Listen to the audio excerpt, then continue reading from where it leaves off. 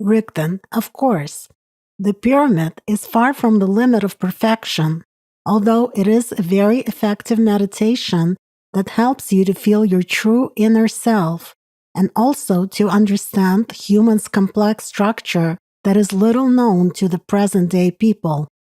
However, before speaking about this meditation, I think it is worth familiarizing people more with the knowledge concerning the invisible structure of a human.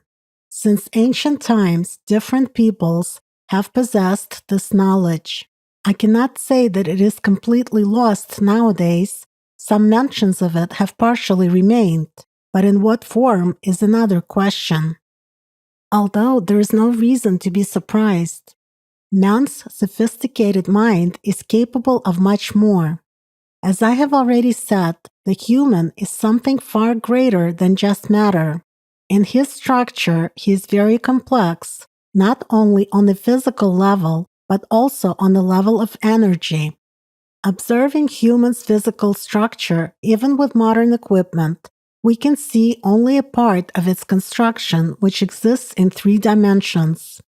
Moreover, if we consider the overall construction of a human, whose structure for the most part relates to the invisible world, we can find that at the physical level, it has much weaker protection than at the level of subtle energies. The overall structure of human is designed in such a way that the soul is protected better than the body. The body is just an additional removable material shell created for certain conditions of existence in the universe in the geometry of the 3-dimensional space. It is temporary and mortal. It is a kind of a biomachine controlled by the personality. In other words, by the one who is constantly making choices reflected in the events of his life, as well as his spiritual development in general. Changing bodies during the reincarnation is like a renewal of this additional outer shell. Figuratively speaking, it is like regeneration of the skin in the physical body, or a change of clothes in everyday life. Naturally, interaction occurs between the energy and physical parts of the human structure, different processes of exchange of energy and information. As I have previously said, everything in the world is interconnected. The world is multidimensional and has different parallels. Human in the invisible world is an informationally complex, space-oriented entity that exists consistently in 6 dimensions simultaneously. It is difficult for a modern person to understand, but I hope that with the development of qualitatively new physics and biophysics, science will discover this fact as well. Human steadily and simultaneously exists in 6 dimensions that constantly influence each other. But a human has a chance during his life to unite his personality with the soul, to gain spiritual maturity and escape into the 7th dimension, nirvana, heaven, i.e., to achieve spiritual liberation and even to know higher dimensions if he wishes to. For comparison, a bodhisattva as a spiritual being existing freely during the earthly incarnation in the human structure of the body. As a spiritual being, bodhisattva can go to the spiritual world at any time, unlike the human soul that is enslaved in the construction, steadily exists in 72 dimensions simultaneously. This is the exact number of dimensions in the global universe. In short, a bodhisattva temporarily exists in a construction that is located in the 6 dimensions of the material world, just like every human. But instead of a human soul, he has a perfect spiritual being from the world of God, which steadily and simultaneously exists in 72 dimensions and can make changes in them. Anastasia. Yes, that is a good example that gives an understanding what unique opportunities a human has for spiritual development in the course of his life and why each moment of life is so valuable. You've mentioned that the universe has 72 dimensions. I think readers will be very interested to know that the number of dimensions in the universe is limited. I remember you explaining before about the azoosmos, parallel worlds, the parallel paradox, about the difference between the concepts of parallel dimensions and parallel worlds. Rigdon: yes, parallel worlds and dimensions are not the same things. There can be a multitude of parallel worlds. One way or another, they're intertwined with different dimensions. But all this exists in one global universe. What is a parallel? I shall explain with a figurative example from people's lives. Each person lives his life as if in his own everyday reality, in his microcosm, which for some moments intersects with some other realities in other people's lives. In other words, his individual consciousness lives separately, as if on its own parallel, but in a world that is common for everyone. Other people with their lives, thoughts, the inner world, and the external environment live parallel to him, and he is not even aware of their existence. Same with parallel worlds. They are many. Some come in contact with one another, others exist in parallel, remaining individual. But all of them are included in the system of 72 dimensions of the global universe. These 72 dimensions are generally represented by subtle and coarse energies, which constitute certain energy fields forming a particular dimension. There are no clear boundaries between them. The same energies may be present in one dimension and in another and in a third one. All the dimensions are interconnected and separate at the same time. The difference is, we might say, in the energy architecture of each dimension. In the dimensions dominated by more subtle energies, even the smallest change can produce global changes in other dimensions which are dominated by coarse energies, consisting of subtle energies. The 71st dimension is one of the most complex in the energy structure, and the 72nd dimension is the most sophisticated, the highest, and the most universal dimension of the universe. From it, you can affect any dimension or parallel and produce any changes there. In other words, influence the azoosmos directly. It is the highest dimension that an individual spiritual mind can cognize thanks to its development in this universal world manifested through the divine sound. Although the 72nd dimension is the most complex, it is quite simple at the same time. It is connected with the first dimension.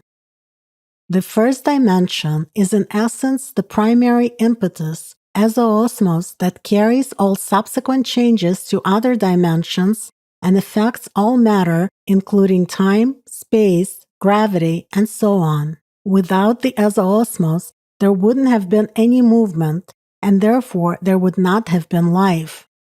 This knowledge has existed since ancient times, although in those associative forms that were understandable to the people living then. For example, in ancient India, China, and Egypt, the knowledge about the geometry of space and about the structure of the universe existed since ancient times. The sacred symbol of the 72 dimensions was a snake biting its own tail. Moreover, its body was depicted in the form of 72 rings, or rather links of the body, which symbolically implied dimensions of the universe. The snake's head symbolized the complex energy architectonic of the 71st dimension transitioning into the 72nd dimension. The snake's bite of its own tail symbolized the transition of the complex into simple and the connection of the 72nd dimension with the first dimension. Anastasia: yes, I have repeatedly encountered this ancient artifact in archaeological works dedicated to the culture and life of different peoples of the world. I believe that readers will be interested in learning an essential detail, namely how the snake's head is supposed to be positioned, clockwise or counterclockwise. After all, there are different variations in different cultures. Rigden. The original position of the snake's head was precisely clockwise as a symbol of creation and development. The schematic representation of the number of dimensions in the form of scales rings was respectively from left to right. A circle, snake's coil, was also the symbol of the creating and spiral movement of the universe. The clockwise correct swastika. In other words, movement according to the main action of the forces of Allat, the supremacy of matter over spirit. In the ancient times, the symbol was often used in the decoration of temples as a sacred symbol that narrated the divine knowledge. The head of the snake was painted counterclockwise, as a rule by the adherents of the material mind, the animal mind, as a symbol of a small force that drives the universe inward counterclockwise, the reverse swastika, in the direction of destruction and annihilation. These people, while obeying the will of the animal mind, proclaimed for themselves the supremacy of matter over spirit, and embodied into reality the principle of domination of the material power. Anastasia. In essence, this is a substitution of the sign from plus to minus. I have often seen such a snake whose head is directed counterclockwise in architectural scenes from Freemasons. Rigden. This phenomenon was quite common, for example, in the Middle Ages, during the surge of alchemy, when the direction of the head of this ancient reptile was often depicted counterclockwise as a symbol of artificial containment or regression. On the other hand, such details were only known in the narrow circles of initiates. The masses were presented with a quite plausible interpretation of this concept, so the common people paid little attention to the rotation of the head in this or that direction. And that is too bad, because symbols and signs play a significant role in the life of a society, even when the society does not suspect it. But some portrayed the snake's head counterclockwise knowingly, while others, because of the basic human confusion, loss of knowledge, or incorrect copying of the ancient information based on which the given plot was sketched. For example, the same can be seen today in the symbolic representation of the world in the form of the legendary ancient Indian serpent Ananta. According to the Indian mythology, the universe is a giant global snake biting its tail and winding itself around the creation in a ring. Inside the ring, it was carrying a giant turtle, on whose back there were 4 elephants supporting the world. In the center of the world was the inhabited land Jambudvipa, reminiscent in form of a blossoming lotus flower, with Mount Meru in the middle of it. The symbol of a snake biting its tail was quite common with different peoples in the ancient times. In myths, it was associated with the image of the universe, with the act of creation of the world or sustenance of the earth. For example, in the mythology of the African peoples, particularly in the Dahomey mythology, there is this archaic character, Ido Huedo, the rainbow serpent. According to the myth, it appeared first and existed before all others.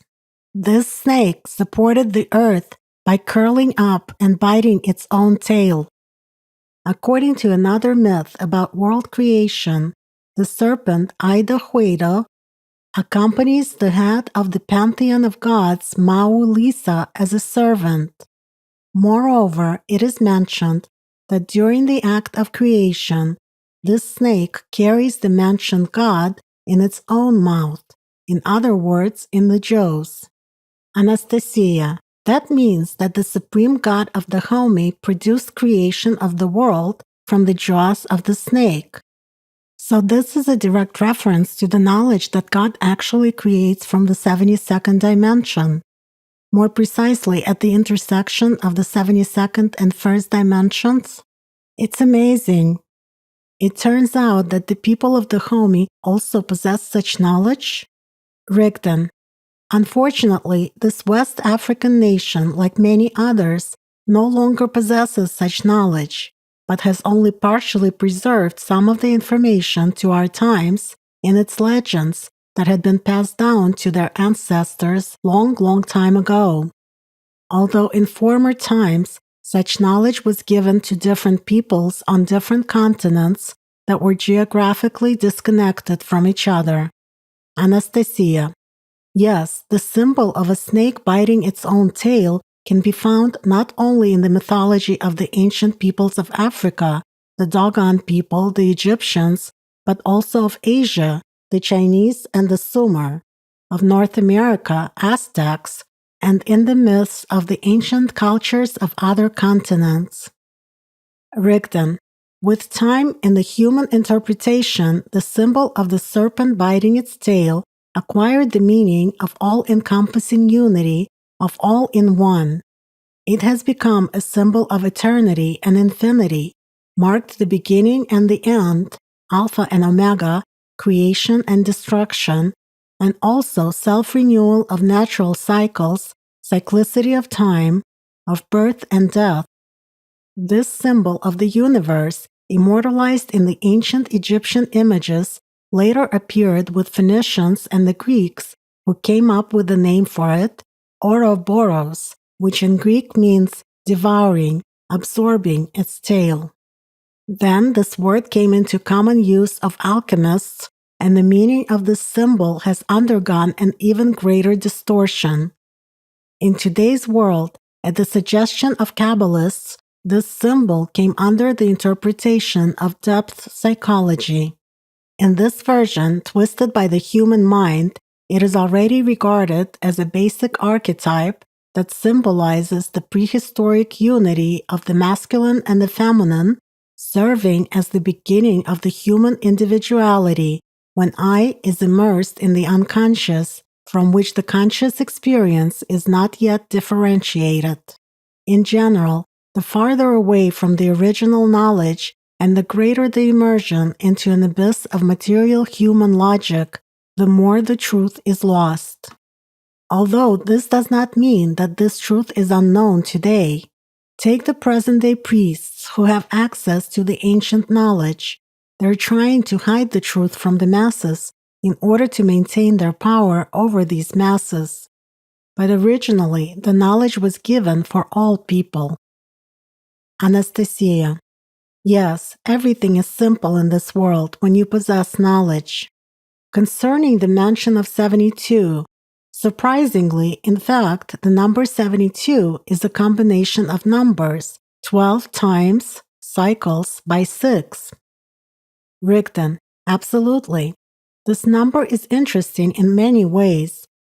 In the ancient Egypt, for example, there was a thorough knowledge of the geometry of space, exact numeric values for measuring angles of geometric shapes. The latter formed the basis of knowledge in the implementation of various projects in construction and architecture, including the unique ones, due to which certain conditions for changing the physics of space were formed.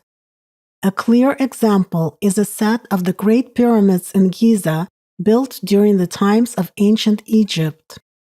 Although the true purpose of such complex architectural objects, the angles of which are accurate within a degree, built with certain materials and specific complex architecture, is probably only clear to those who have knowledge about the interaction of fields, about subtle energies and the principles of operation of other dimensions, and also about the influence that signs have on the world. But this is not the point. The main thing at the moment is that this knowledge existed in ancient Egypt. Anastasia, you once spoke of the ancient Egyptian god Osiris, of his activity speaking our language as of the Bodhisattva, and about the fact that the ancient Egyptians associated number 72 with sacred religious symbols. Rigdon. That is correct. The ideas of the ancient Egyptians about the sacred number 72 are also related to the level of perception of the bodhisattva as a spiritual being associated directly with the world of God, who knows the essence and who is able to control and use the integrity of 72 dimensions. That same Osiris was portrayed not only as a human, but also as a lotus flower, initially with 72 petals. Some images of him had knowledge about the universe encrypted in them. For example, in certain stories, the white robe, in which Osiris was portrayed as the supreme judge of human souls in the afterlife, was covered with an interlacement of a certain number of nodules that were lotus buds, originally 72. Later, when these stories were redrawn numerable times and copied by people who did not know about the sacred knowledge depicted there, this number changed, and the apparel of Osiris was pictured like that of a mummy, in other words, in a way that was more understandable for the average person's mentality. But then again, if you possess the knowledge, then even with those texts that came down through millennia to the present generations, thanks to the temple paintings and the graves of the ancient Egyptians, it is possible to understand what they're all about, as they say, to separate grain from chaff. Anastasia, it is no wonder that reading these texts today, their translation and interpretation causes great difficulties for professionals. After all, in order to understand what the ancient Egyptians wrote about, we must at least move away from the consumerist way of thinking, and at best have a fundamentally different worldview, a qualitatively different level of knowledge. Rigdon, yes, otherwise there will be the same confusion as with the medieval Kabbalists.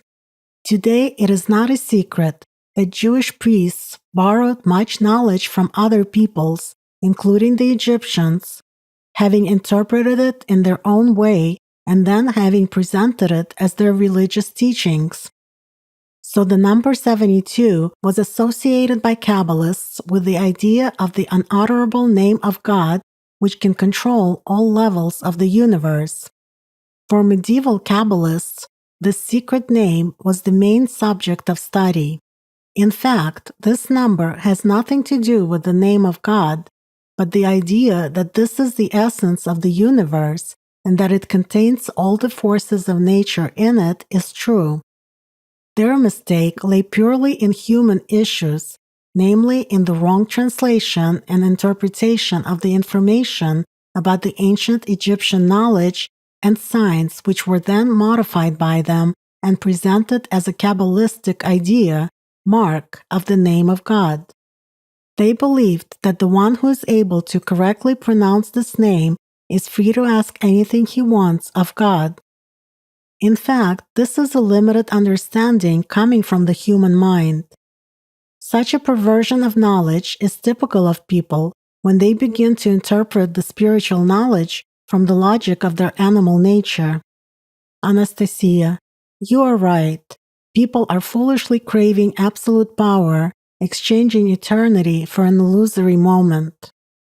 Rigdon, unfortunately, people yield to illusions imposed on them by the animal mind, not delving deeper and ignoring their most important asset, the spiritual essence. Let's consider at least the following example. The ancient Egyptian legend of Osiris and Seth was passed down to the present day. In its time, it was interpreted by the minds of the ancient Greek philosophers of the wealthy classes. It tells that Osiris taught people a new world outlook, farming, healing, building cities, mining and processing of the copper and gold ore, in general, all the attributes of civilized life. Seth, the younger brother of Osiris, who was considered an evil god of the desert, was jealous of the glory and power of his brother and wished to rule in his place. Seth came up with a clever way to destroy Osiris. Executing it, he came to Osiris with his 72 accomplices. Their plan worked, and they destroyed Osiris.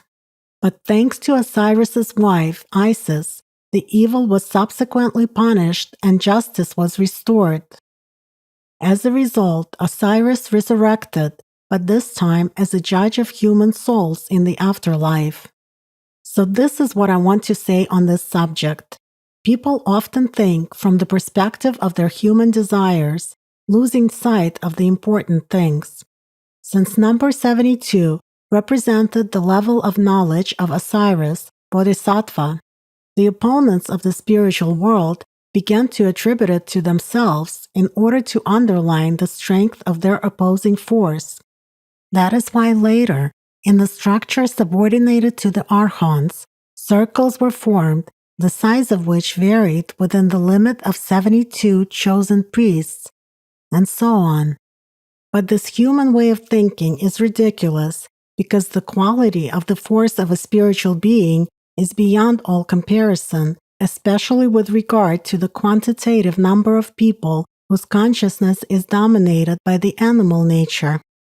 In this legend, in the form in which it reached us today, the priests tried to show the masses that gods behaved in the same way as humans. By the way, this idea was especially actively disseminated through ancient Greek legends about the gods of Olympus, and it is no accident that they were later promoted all over the world among different peoples. Why was it done? In order to instill an idea into the masses that wars, which in fact are conceived and organized by priests fighting among themselves for the earthly power, are normal because gods are supposedly doing the same, that evil is also supposedly natural because it is a characteristic of gods. In other words, priests convince people that if there is a king above you who wishes power and sends people to war, this is normal because gods do the same. If there is an evil boss above you, this is also natural, and you, the plebeian, have to listen to him and obey him. As a result, all this forms a subservient public consciousness and leads people away from the real spiritual path. And for a generation of priests, such an ideology is a convenient excuse for their greed for wealth and desire for power. That is why today, this information is subconsciously hammered into people's heads almost from childhood. It can be found in textbooks of various civilized countries. That's how spiritual knowledge is perverted and substituted with material aims and concepts in order to enslave the masses. Anastasia. People seem to be lacking the determination to shake off all the husks and live by conscience, as their soul suggests. You have mentioned that not only can people achieve spiritual liberation during their lives and reach the level of the seventh dimension, but also to know higher dimensions. Rigdon. Absolutely. Everything is interconnected in the universe. Human, thanks to his unique energy structure, is connected with all 72 dimensions. However, it is one thing to be connected without even realizing these invisible connections, and another to consciously know all these dimensions, moreover in one's new spiritual quality. A spiritually developed person can know all the 72 dimensions and reach the level of a bodhisattva during his lifetime. But as I said, a person who has known the seventh dimension ceases to be human. He becomes like a newborn unit of the spiritual world, an immortal spiritual being with an individual consciousness and great spiritual potential. In other words, a being who is released from the circle of reincarnations and who can leave his temporary shell, the physical body located in a three-dimensional physical world, and consciously go into the spiritual world at any time. Imagine what changes will occur in him during his cognition of all the dimensions of the universe in his qualitatively new state. But again, such rapid spiritual development is only possible during his lifetime. Unfortunately, in practice, such people were few in the history of humankind. While exploring higher dimensions, a person, let's say, gets to know not only the artificial creation of the universe on a deeper level and a larger scale, but also the idea of God, the power of the spiritual world, and his communion with him. A person evolving spiritually to the level of a bodhisattva passes 72 hypostases in the spiritual development, 72 mirrors. Of course, this way of exploring the world conceived by God is not easy, and for such a spiritual path, the right precise tools are needed, just like in science. In other words, the knowledge of certain meditative techniques which enable gradual spiritual development. It is clear that this path is not for everyone, but still, a person who is craving the spiritual truth is able to master it. The legend of Seth and Osiris warns precisely that you must not step onto this path while possessing human logic from the animal nature and desire for immense power and earthly things, for it will end in punishment for such spiritually immature people. But even a great spiritual journey starts with little, with the first steps. You must practice spiritual awareness and not an understanding coming from egoism and mind filled with dreams of fulfillment of the earthly desires. If a person wishing to develop spiritually limits himself only to such desires as I want, I'll become, I will, but in reality does nothing and does not change in his daily life, then no good will come of it. But if a person is really engaged in self-education and self-development, constantly refining himself with discipline, self-control, and spiritual practices, then eventually he learns how to control his emotions, his behavior, and his thoughts. It is only when a person masters an altered state of consciousness that is new to him and stabilizes in taming his animal nature that the invisible world will start revealing its secrets to him. Spiritually refining himself further and learning about the processes of the complex world of the universe from the perspective of the observer from the spiritual nature, a person unfolds like a many-petaled lotus flower, enriching himself with wisdom and knowledge.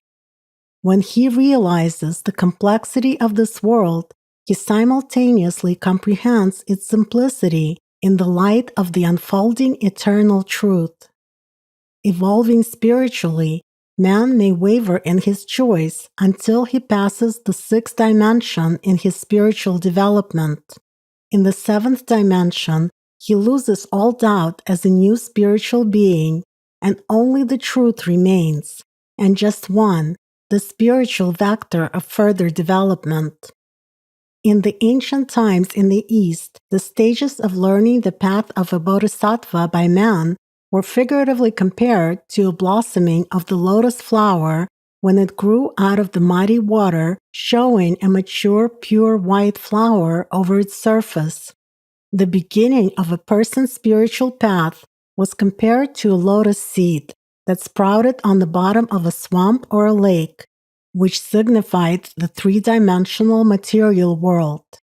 Man's spiritual growth, his fight against the animal nature, the removal of doubts and the earthly desires, work on the discipline of thought, and mastering of spiritual practices was likened to the growth of the stem, its passage through the thick, muddy water as it thrust its way to the surface. Merging the soul with the personality and the spiritual liberation when the seventh dimension was attained, when a new spiritual being was conceived and it became noticeable to the spiritual world, was compared to the appearance of a bud above the water surface. In other words, its manifestation in a completely different world. And most importantly, the accessibility to the bud, undistorted by the muddy waters of the direct rays of the sun, the power of the spiritual world, under which the bud began to unfold its snow-white petals. Every new opened petal, personified spiritual attainment of the next dimension by the personality.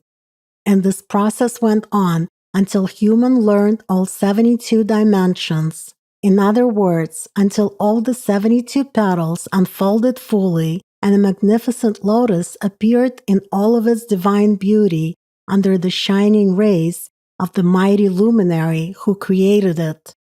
So with human, who upon having reached the level of a bodhisattva, stood in all his spiritual wealth before the one who created this divine seed and gave him eternal life. Anastasia. This is a very impressive and accurate comparison.